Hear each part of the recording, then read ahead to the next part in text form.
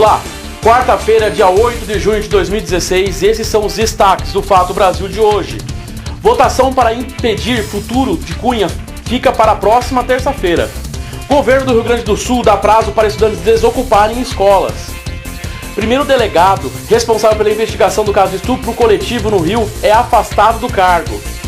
Hillary Clinton comemora a confirmação como candidata à presidência dos Estados Unidos. Estas, outras notícias e os meus comentários você acompanha agora no Fato Brasil.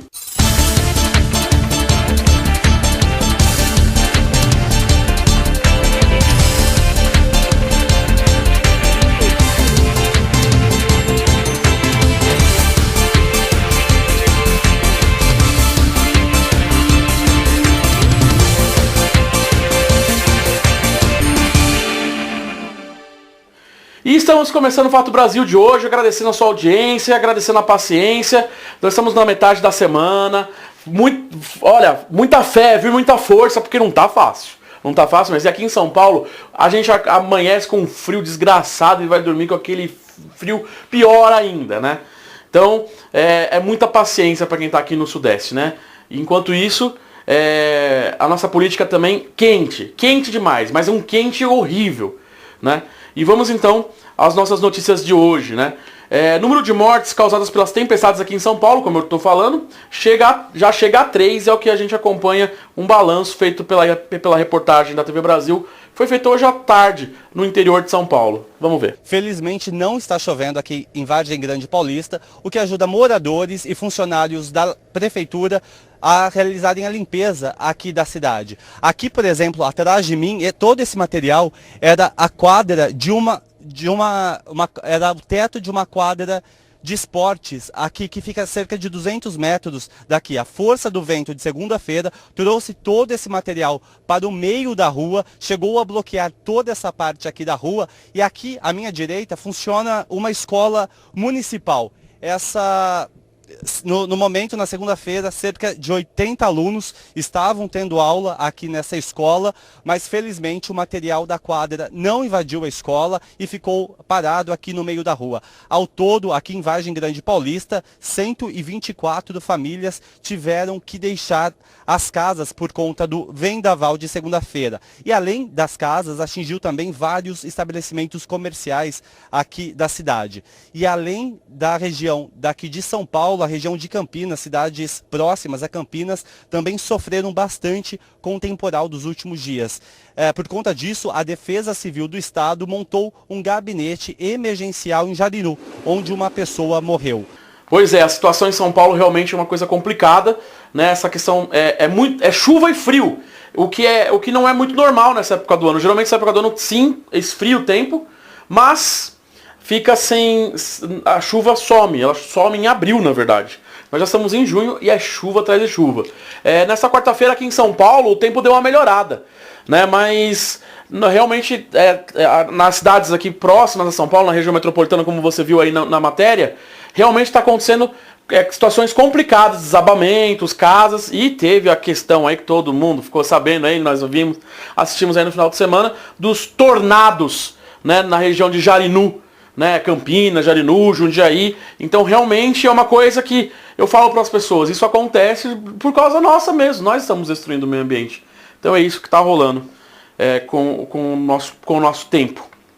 E aqui na região sudeste a gente sente muito isso, mas isso se afasta pelo Brasil todo, né? Se arrasta, quer dizer. Desculpa. Vamos lá então. O governo do Rio Grande do Sul dá prazo para estudantes desocuparem as escolas. Pois é, olha só o VT. Em reunião com representantes dos estudantes, o secretário de Educação entregou uma carta em que o governo gaúcho se compromete a garantir verbas para as principais reivindicações do movimento de ocupação. Uma audiência de mediação está marcada para hoje à tarde. Numa ocupação iniciada na manhã de ontem na Secretaria de Educação do Estado, professores fizeram uma manifestação contra o congelamento de salários e verbas para o setor. Porque os problemas hoje da nossa categoria de congelamento de salários, parcelamento de salários, o problema hoje da educação pública, com o não repasse em dia das verbas para a educação, está para além da Secretaria da Educação. Os professores deixaram o prédio no final da tarde de ontem, depois do agendamento de uma reunião entre o governo do estado e a categoria. Eu ouvi a reivindicação, disse que vou tentar, vou ver o que é possível, né? As 3 reuniões com o CEPERGS, nós já respondemos toda a pauta de reivindicações e nós não vamos, né, permitir que haja ocupações das coordenadorias e da própria secretaria. Nós vamos adotar as providências. Vou falar uma coisa sobre essa questão das ocupações da escola no Rio Grande do Sul. A mesma coisa que eu falei das ocupações das escolas aqui em São Paulo, né? Por que estudante está ocupando escola? Estudante ocupa escola porque já cansou de protestar, de reclamar, de tentar a via legal e o governo tá pouco se ferrando. É o que acontece aqui em São Paulo. Aí você viu que o cara aí falou na matéria? Nós não vamos permitir que os estudantes, eles ocupem as secretarias e superintendências. Faz igual em São Paulo. Manda a polícia entrar, bater em menor e leva todo mundo arrastado. Ele arrasta pelo cabelo também. Por que já não entra metendo um tiro em todo mundo então, já que você gosta? Sabe o que é engraçado numa coisa dessa? Né? O engraçado é que... mas é que os estudantes são vagabundos. É o que diz o pessoal, é o que diz esse pessoal aí. Mas sabe o que é engraçado? Verba atrás de verba sendo desviada. E às vezes o desvio não só pelos grandes, não. Dentro das próprias escolas existem diretorias que são corruptas, que desviam recursos. Às vezes o recurso chega na escola e volta, ou às vezes chega e ninguém vê para onde foi, mas aí não dá para saber. Sabe aquela coisa assim? Então, é importantíssimo de que a justiça trabalhe nesses casos. Não para desocupar prédio, mas para que faça com que o governo tenha que fazer o que tem que ser feito, que é a obrigação dele, para com a educação. O que está acontecendo hoje em dia nos governos é que eles estão trabalhando para acabar com a escola pública, para poder ter um argumento para fazer uma privatização, como também está acontecendo em Goiás. Um abraço aos estudantes aí do movimento em Goiás e a todos os estudantes do movimento secundarista, ao qual nós temos feito as coberturas em todos os lugares aqui do Brasil, tentando trazer para você sempre essa informação. E vamos continuar. Né? A votação para definir o futuro de Cunha fica para a próxima terça-feira. Olha só o VT.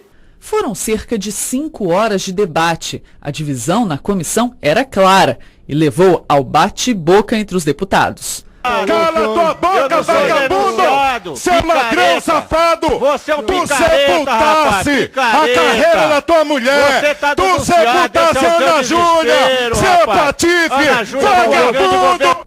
Aliados de Eduardo Cunha reconheceram que o presidente afastado omitiu fatos, mas propuseram uma pena mais branda, a suspensão do mandato do PMDBista por 90 dias, ao invés da cassação. Acho que ele vai ser condenado no Supremo. Não é nós que temos que condená-lo aqui. O parecer favorável a Cunha é colocado em votação se o relatório de Marcos Rogério, que pede a cassação do deputado, for rejeitado. Se o Conselho de Ética achar que o dinheiro não é de Eduardo Cunha, será o único órgão no mundo a acreditar nessa história da carochinha. O placar na comissão está equilibrado. O voto decisivo é da deputada Tia Heron, do PRB da Bahia. Ela é aliada de Cunha, mas vem sofrendo pressões para votar pela saída dele. Ontem ela não foi à reunião. Em nota no Facebook, disse que está em Brasília e que estava a postos para cumprir o dever no Conselho de Ética. Justificou a ausência, afirmando que a reunião era apenas para discutir o processo. E encerrou afirmando que não vai se furtar a cumprir o dever. O presidente do Conselho, o deputado José Carlos Araújo, adiou a votação depois que o relator pediu mais tempo para avaliar o voto apresentado ontem. Os dois votos chegam à mesma conclusão, de que houve sim quebra de decoro. Então eu preciso analisar esse voto, eu preciso levar em consideração os argumentos apresentados. A sessão que estava prevista para hoje foi cancelada por causa da agenda de votações no plenário da Câmara. Em nota, Eduardo Cunha afirmou que faltou ética ao presidente do Conselho e que o encerramento da sessão de ontem foi autoritária e contrariou o regimento. Quem é você, Cunha, pra falar de ética? Não, é só isso que eu vou comentar, não preciso comentar mais nada. Ele não tinha ética. O Cunha falando de ética. É a mesma coisa que falar, sei lá, pros irmãos Cravinho o que é coisa boa. O que é justiça. Não, é muito engraçado, gente. Vamos falar a verdade, é engraçado demais. Não dá, agora eu precisava dessa piada pra continuar o programa, E olha só, em terceiro depoimento, o colega de 11 anos diz que meninos não estavam armados naquele caso aqui em São Paulo, complicado. Vamos ver a matéria. No vídeo, o menino de 11 anos aparece dentro de um carro sendo interrogado pelos policiais. Mas ele falou que ia roubar algum carro, alguma coisa? Falou, aí ele viu o vidro do carro aberto, aí e ele pegou e dirigiu. Aí o porteiro abriu a porta para ele. Aí ele atirou nos polícias, ele deu 3 tiros.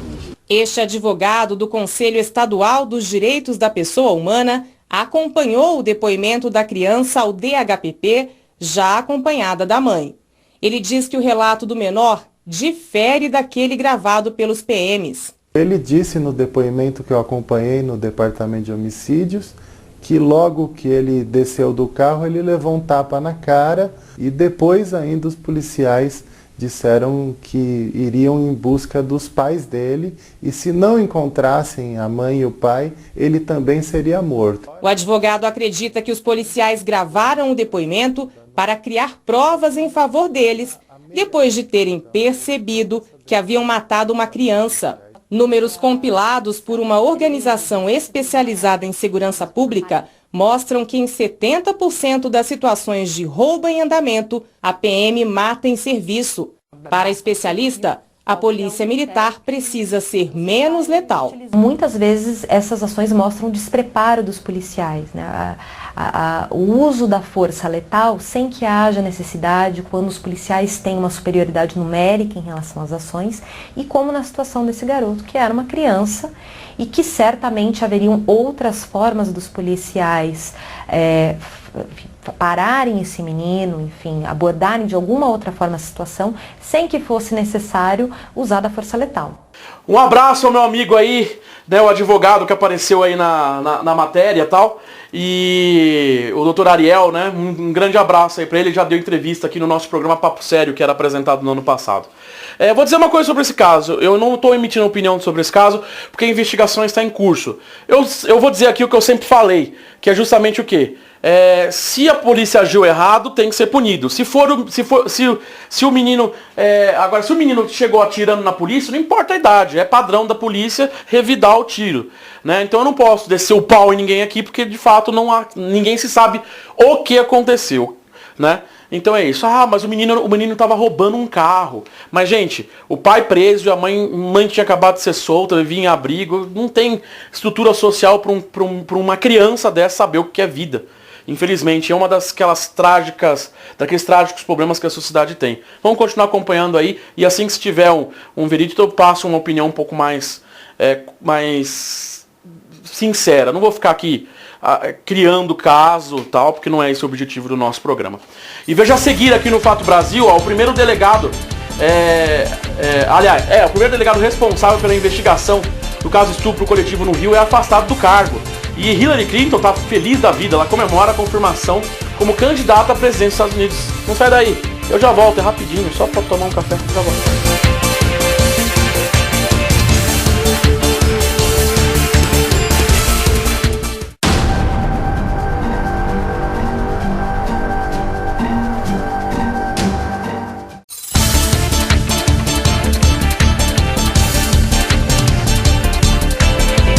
Voltamos com o Fato Brasil aqui na WTV. Eu gostaria de mandar um abraço para todo mundo que me acompanha. E hoje aqui no estúdio tá a Gabu e o Alex, que são as apresentadoras do novo programa que vai estrear logo aqui na WTV, falando sobre anime e cultura japonesa. Eu mandando um abraço para eles aqui. Eu não vou chamar aqui porque aqui nós estamos no meio de um montão de coisa. Se eles entrar aqui vai derrubar o microfone, vai derrubar a câmera, porque isso aqui é um ovo, esse estúdio. Mas faz parte da vida, né? Mas um abraço para eles, registrando a presença deles aqui hoje e mandando um abraço para todo mundo que me acompanha. Muito obrigado de verdade. Lembrando que durante todo o programa vai passando aqui embaixo as nossas redes sociais, que é como você pode entrar em contato com a gente. Facebook, Twitter, Instagram, agora tem Snapchat também. Eu não sei usar muito esse negócio não, mas tem, tá? Mas lembre-se, sempre, se você não consegue assistir o Fato Brasil às 22 horas ou nas reprises, você pode assistir pelo YouTube. Sim, passou 22 horas por volta das 23.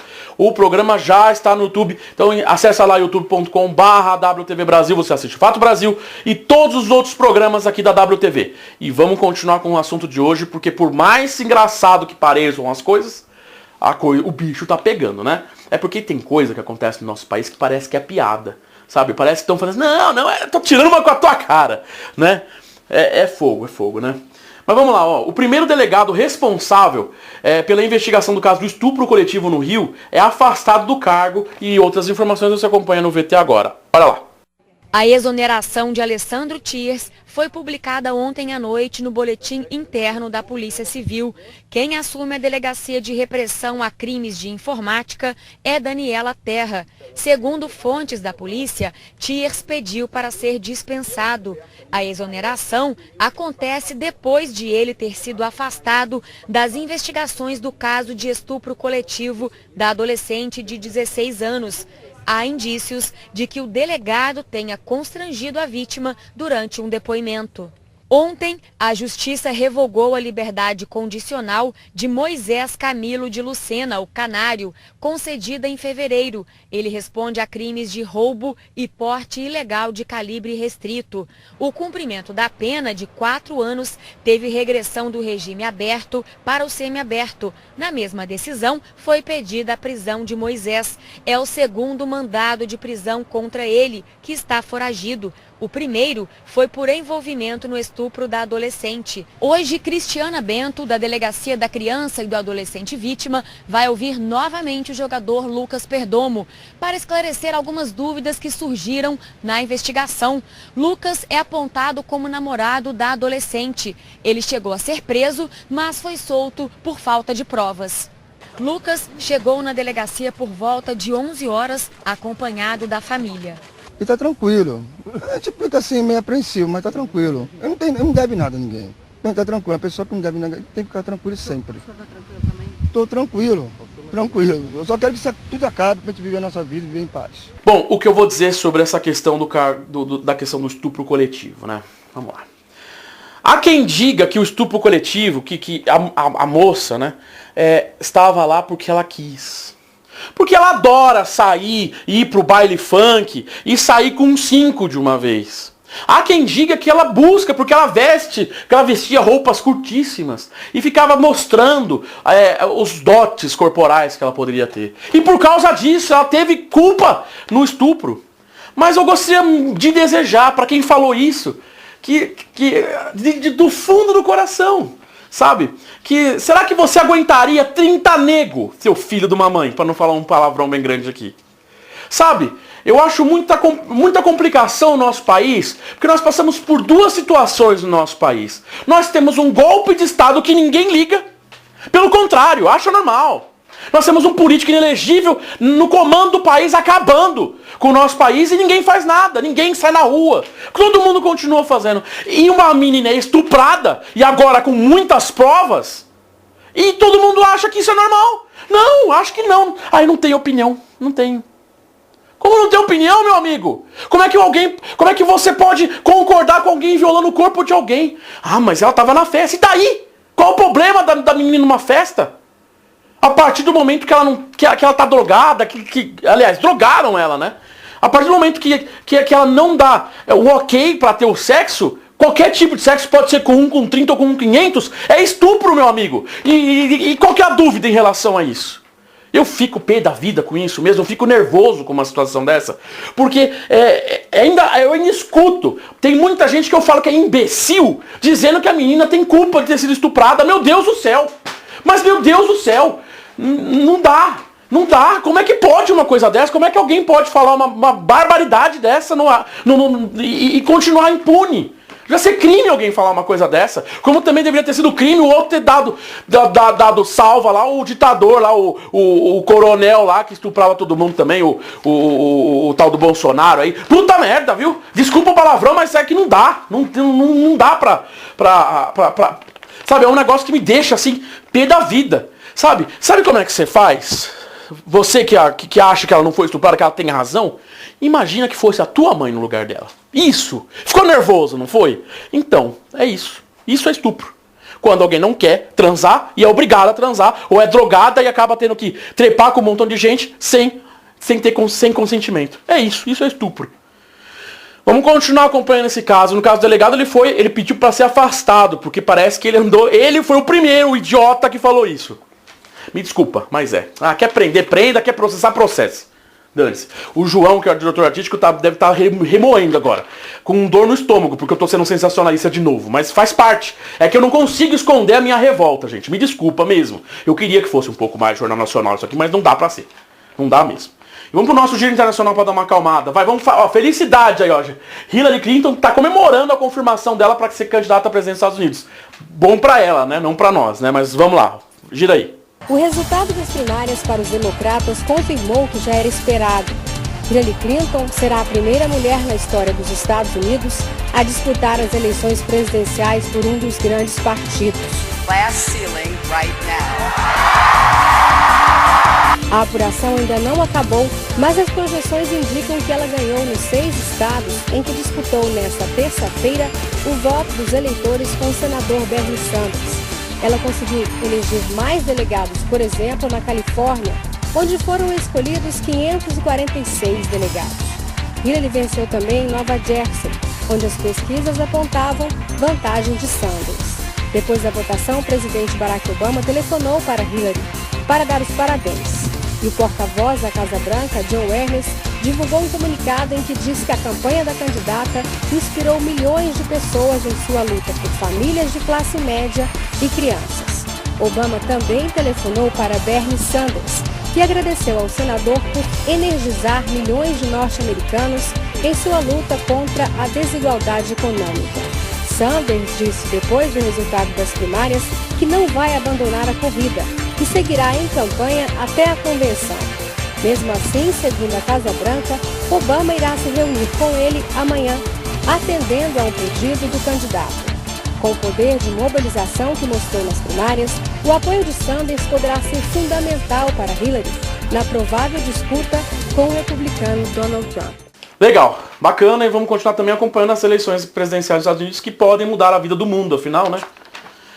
Infelizmente, né? Vamos lá, vamos agora para os meus comentários finais, né? Uma mudança no quadro de violência contra a mulher passa pela educação dentro de casa. Uma matéria feita pela Rede Minas, afiliada da TV Brasil, que é nossa parceira, e que fala um pouco sobre a educação que vem do berço. Essa cultura do estupro, ela vem do berço. Olha a matéria que bacana. Roda. A história da menina que foi vítima de estupro aos 15 anos, hoje pode ser lida por quem quiser em um blog. Mas não foi sempre assim. Durante muitos anos, a culpa e a vergonha acompanharam Marina. Para mim, tudo o que aconteceu era culpa minha. Eu não conseguia pensar no abuso como culpa do abusador. A culpa era minha, porque eu permiti. Eu não estava sóbria o suficiente. Eu não consegui barrar. Sendo que, na verdade, era a única palavra que eu falei era o suficiente para acabar com aquilo, né? Que era não. Depois do abuso, ela chegou a tentar suicídio e passou por anos conturbados.